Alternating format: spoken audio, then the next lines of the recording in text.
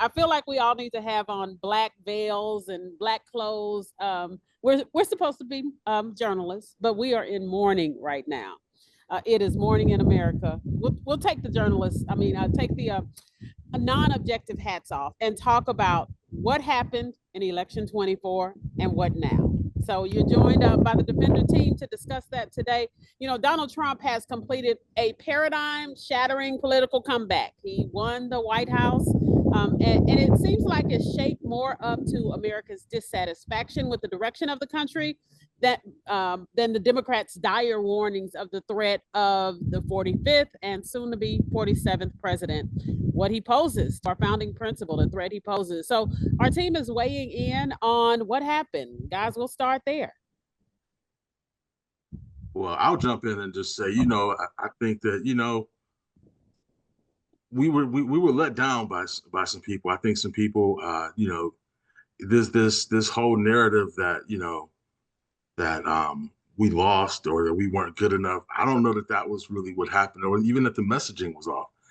I just think that, this is a time for me to have uncomfortable conversation. And it's that I think that this country just was not, when you look at the numbers and what we were seeing polling wise, what it lets you know is that people were thinking one way, but when they went into those polls, they did something a little bit different. And I think it goes back to the reality that this country was not ready for an African-American woman as president. And I think that that's sad. It's a sad commentary because, you passed over a candidate who was more than qualified for this job and who would have done a much better job than this guy that we have now. I think that, our country has been done a disservice. And I think, when we look at the reasons why, we have to be bothered by it. I think, one of the things, going back to just uncomfortable conversations and truths, it's the disconnect between African-American people and Mexican people or Hispanic people, if you will. I think that,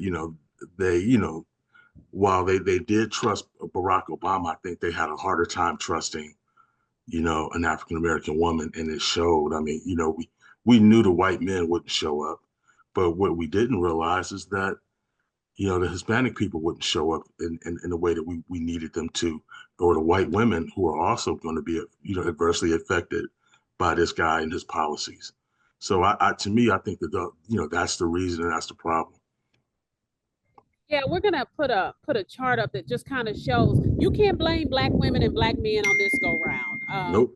This really, it fell on the Hispanic votes were up. The white women didn't show up, even though you had all of these white women for Harris. Well, at the end of the day, they did not show up. The percentages stayed the same between black men and black women from 2020 to now. So the gains that Harris lost, you can't blame it on black men and women. Swad, you want to weigh in?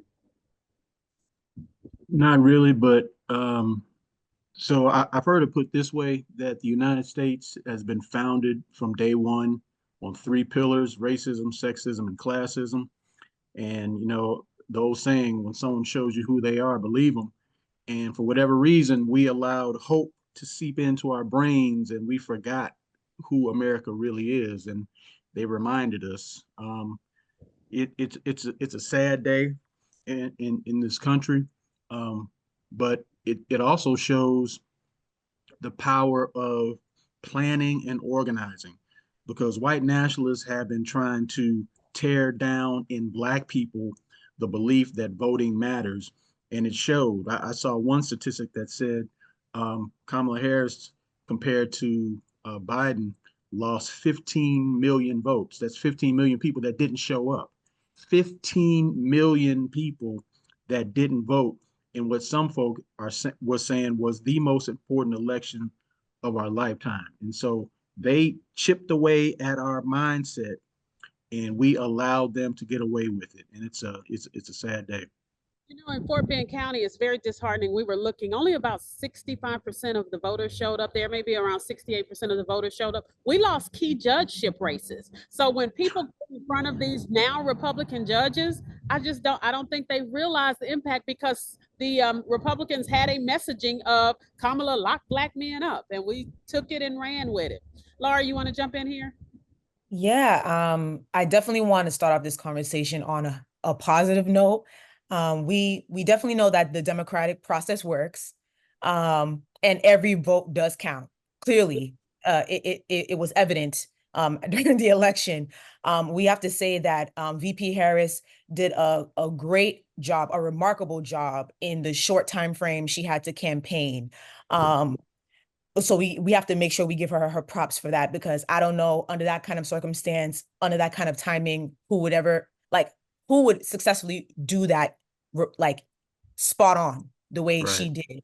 And also, we have to remember that I was watching The View, and then Sunny Hostin said something that was very interesting. She said the election was a referendum of cultural resentment.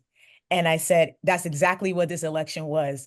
People forgot. America felt like the rural America, the working class were forgotten. And they showed up to the polls and said what they had to say there. It was basically America wasn't picking up what VP Harris was putting down. Whatever she was selling, they were not buying it. And Trump, even though he's not the best messenger, he's not the best representation of leadership, he was pulling on America's heartstrings, the everyday people, inflation, jobs, economic issues, immigration. I said immigration, just it goes on and on and on. All right, the average person's everyday struggle. And so that is probably some of the reasons why we're seeing this result today. And then on top of that, just the fact that America is being introduced to her so late in the game, when the Democratic Party knew of Joe Biden's condition, and they could have convinced him to step down earlier on so she had more time, I believe, because this just wasn't cutting it for her, and it didn't give her enough time to actually prepare for this type of race against somebody who actually had some years of experience running for an election. And that's what I have to say for that Now, so see, I far. push back on that because the thing for me is how much she did a fantastic job in 107 days or however many it Yeah. was. But what does it take to convince America that this man, against this woman who her qualifications, she's the most qualified person to ever run in history. And I think it boils down to a cult following type, a reality world, if you will. Kamala worked at McDonald's just because it's not on her resume, but Kamala worked her way up through the ranks. Trump was born with a silver spoon in his mouth, but he is a master manipulator. He is a master marketer. So he was able to convince America that he was with the working people, and she was not. And the problem with that is that they bought into it. They bought into your eggs are a dollar higher because of Kamala, and I'm going to make them less. And without looking at what tariffs really mean. And so I think the problem is Trump outsold himself. He was a better marketer than the Democratic Party, but that always has been the case with him. And lies don't matter, reputation don't matter. At the end of the day, you cannot make me believe that these people did not come out because they just thought Trump was a better candidate. I think it's a black woman. I think we have not gotten to a point where America is ready for a woman and a black woman, because the most flawed candidate in history beat a woman, a white woman, and a black woman. That sends a big message to us. I'm sorry. What happens Yes. now?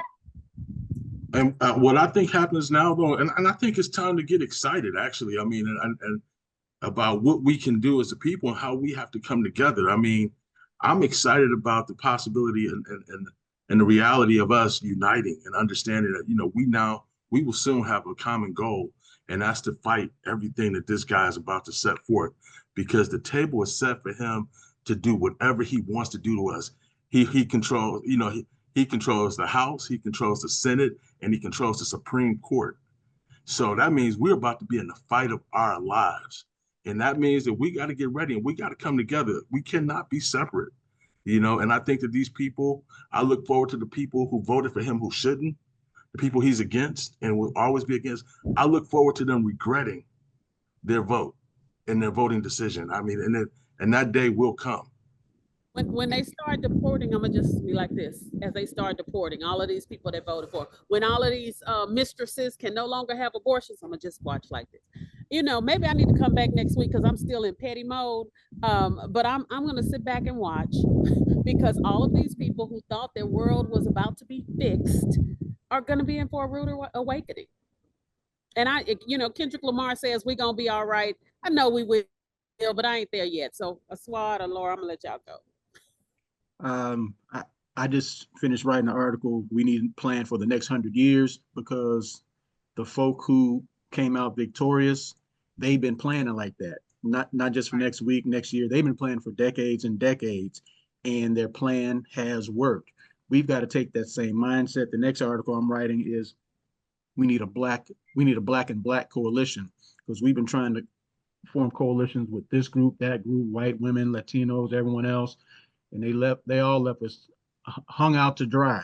We need to coalesce and work with one another to make this thing happen for us. Yeah, I mean, the one prop I'm gonna give Trump is the fact that this man is persistent. This man does not stop. This man does not give up. He's like a mosquito. He's just annoying. He's just all over the place. He just is ongoing, like the Energizer Bunny. And I feel like that's what VP Harris needs to be. This is just the beginning for her. She's going to make a comeback just like Trump did if she continues to, you know, like she said in her speech yesterday, like this is not the end. Like she is not going to concede to the, you know, however she was able to spin it yesterday, I loved it. However she was able to structure it, I loved it. And she needs to keep that going. So, and so does the Democratic Party. They need to restructure, regroup, do everything. Just start all over from the scratch. Figure out. I would just push back and say Trump is able to do that because he has white privilege at his back. Oh, yes, that's true. The fact that he was even able to be on the ballot with 34 convictions, et cetera, shows the power of white privilege. And if we work together, we can build up enough black privilege or black power, or whatever the hell you want to call it, so that Kamala or whoever else can be there pushing for us. That's very true. Because I did read something yesterday online about another reason why people would vote for Trump is because a lot of people want to be like him. They like that he represents what it truly means to be free with that kind of privilege, free from accountability, free, have access to money, resources. He's free from everything. And people want to have proximity to that. So that's probably why a lot of people, and I was seeing that all on social media yesterday. Are they gonna turn white? Because that's the only way they're gonna get that. Yeah, you know, exactly. Right. So yes, we definitely need to come together because we do have the power and we have to be serious. We really got to be serious like these white women. You know, we could go on and on. On January 6, 2025, Congress will certify the election. Trump will become the 47th president of the United States. And, you know, if Project 2025 gets in, our world as we know it will be turned upside down. From police immunity, that's the one that scares me the most, just giving the police the immunity, healthcare, all of that, because he has presidential immunity and he can do what he wants. And you better believe he's going to grift America. He's about to get stupid rich, just like Elon Musk. Everybody couldn't understand why he invested $25 million in a failing Twitter. Well, because now today, Twitter is worth $25 billion. I mean, he's headed to be, it's estimated to be into the trillions. He was playing the long game. Democrats need to learn how to start playing the long game. We are out of time. Before we go, if this happens to make its way into any of Kamala Harris's team, the Democratic team, our publisher is probably going to be like, you can't say that, but I'm about to say it. I need some investigation, some attorneys doing some investigation, because 15 million less voters for Kamala Harris, Donald Trump winning the popular vote, him saying prior to the election, we have all the votes we need. Don't worry about it. We're good. Him going to the extremes, knowing that he had this in the bag. I'm just going to say I'm not a conspiracy theorist, but somebody needs to be doing some digging and making sure that we didn't have some Russian interference or some type of interference, because he said he had the votes and he did. Anyway, that's it. I'll keep rambling. I'm going to go buy me a black veil and go in the morning. But as Kamala says, we mourn and then we come back to fight. Thanks, guys. We will see you next week on the Defender Roundtable.